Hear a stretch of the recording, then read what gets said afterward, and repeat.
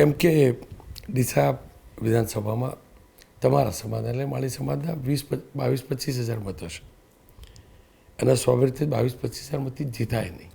જીતવું કેટલું આસાન હતું તો કેટલું મુશ્કેલ હતું અને એક અપક્ષ ઊભા રહ્યા એનાથી તમને ફાયદો થયો. સાચું, પરિસ્થિતિ ક્યારે શું ક્રિએટ કરે ને એ સમયની ચૂંટણીના માહોલમાં જ ખબર પડતી હોય છે.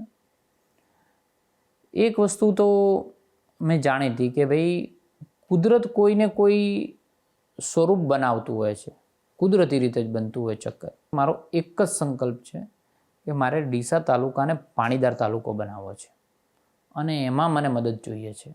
અને મેં એના માટે પ્રચાર કર્યો, લોકોને વાયદો કર્યો કે મારે ડીસા તાલુકાને પાણીદાર તાલુકો બનાવવો છે, એમાં મને મદદ કરો. અને એમાં લોકો મને સાથ આપ્યો છે. અને એમાં 2 પાર્ટીના જે સામે લડ્યા હતા, કોંગ્રેસ અને અપક્ષ, એ આજે ભારતીય જનતા પાર્ટી સાથે. પ્રવીણભાઈ, આપે કહ્યું કે જે સામે લડ્યા હતા એ આજે ભારતીય જનતા પાર્ટી સાથે.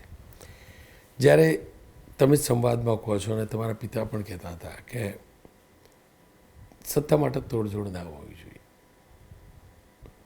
તો તોડજોડ જ થઈ. ના, હું એમ કહીશ કે નરેન્દ્રભાઈને જે વિકાસની રાજનીતિ છે એને સ્વીકૃત કરી અને પાર્ટીમાં આવ્યા છે અને એવા અનેક લોકો આવ્યા છે